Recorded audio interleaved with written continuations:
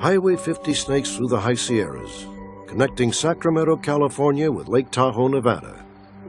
In the spring of 1994, this remote mountain setting became the backdrop for an ominous mystery and a wondrous miracle. On June 6th, a young single mother named Christine Skubish and her 3-year-old son Nick were driving Highway 50, headed for Carson City, Nevada. But somewhere along a 75-mile stretch of road, Christine and Nick vanished without a trace. A couple days went by and the family called the sheriff's department to report her missing and felt something had gone wrong. And it was at that point that we began to start a missing persons investigation on both her and her son Nick. Do a little singing. Okay, all right. 5 days after Christine and Nick disappeared, Deborah Hoyt and her husband were also driving Highway 50. It was late and the Hoyts were singing to help stay awake.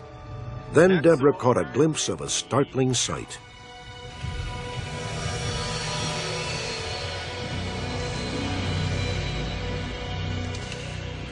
I saw a naked lady laying on the side of the road.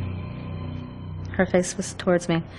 On her side, her knees were slightly bent, and she had one arm underneath her head and one arm on her head. The Hoyts were dumbfounded. They feared it might be an obscene practical joke or even some kind of trap to hijack their car. They stopped at the nearest phone booth to call the police. Within minutes, 2 cruisers were at the site where Deborah had seen the woman's body. But without a landmark to pinpoint the exact location, the authorities found nothing. It wasn't until sunrise that anyone began to suspect that the sighting might have something to do with the disappearance of Christine and Nick Skubish. At the urging of Christine's family, Deputy Strasser decided to investigate further. I thought maybe it'd be worth taking another look in the daylight. Knowing working at night with spotlights and flashlights, it's difficult to see a broad area, and I could use the sunlight to my advantage. Deborah Hoyt had pinpointed a particularly dangerous stretch of Highway 50, known as Bullion Bend.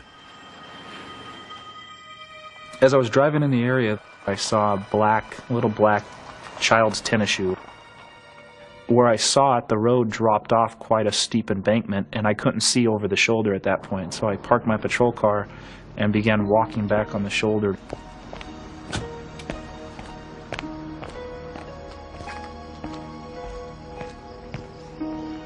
At the bottom of a ravine lay the twisted remains of Christine Skubish's car. I checked Christine Skubish, and it was apparent that she was deceased. On the other side of the car, in the passenger seat, I saw Nick Skubish laying in a fetal position. I thought that he was dead. When I reached to check for his pulse, initially thinking I'm going to find, he's deceased, I won't find any pulse, he'll have rigor mortis set in. When I touched him, it appeared to me that he took a breath. Nicky! Nick! Just lay still, buddy. Central 11, Edward. I've got one still alive. Go ahead and start me a medic code 3, please. I need an ETA. At that point, I realized that he'd been down there for about 5 days by himself, so it was kind of a scary thing. For Nick Skubish, it must have been absolutely terrifying. Police now believe that sometime after 2 a.m. on June 6th, Christine Skubish fell asleep at the wheel.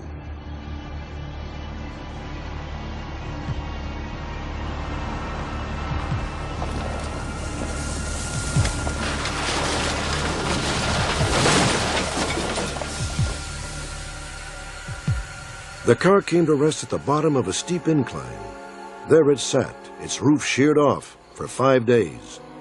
Perhaps thousands of motorists passed by the scene of the crash, unaware of the drama unfolding just out of view. Christine Skubish had been killed instantly. 3-year-old Nick found himself all alone, with no way out and no one to talk to. As far as what he did those 5 days, he probably stayed there. He talked to his mommy. I mean, his mommy was all he had. He talked to his mommy. She didn't talk back, and then he went into unconsciousness. I don't feel that he ever knew fear. He had his mom. He didn't know I'm sure in his little mind, he didn't know his mommy was dead. His mommy was there with him. As long as his mommy was there, he was okay. Against all odds, Nick Skubish had survived 5 days of blistering heat and 4 nights of cold, dark solitude.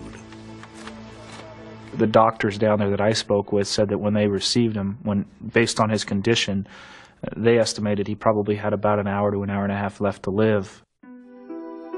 The strange circumstances that saved Nick's life defy explanation. If Deborah Hoyt hadn't seen the naked woman, Nick would never have survived. Is it possible that Christine Skubish herself managed to crawl to the side of the road before dying? The evidence points to a more powerful force at work. Christine was seatbelted, fully clothed, probably killed on impact in that accident, so there was no way that that was her physical body on the side of the road. I know I saw a naked woman on the side of the road, up on the mountain, and I know it was Christine, or her angel, her spirit, so that it would save Nikki. She stayed around for that. I believe that, yeah, Christine had something to do, a hand in saving her child. People say that it's her spirit, it's her angel, it's, who knows? I feel that Chrissy's love for Nikki was so great that her spirit wouldn't let go of him. It is a miracle that Nikki is walking, talking, breathing, eating. I mean, you know, it was a miracle of God that Nikki is what he is today and whatever he's going to be in the future. We may never know exactly why Nick Skubish was saved or how. What truly matters is that he is still alive. Tangible proof, perhaps, that the bond between a mother and child can transcend every obstacle, even death itself.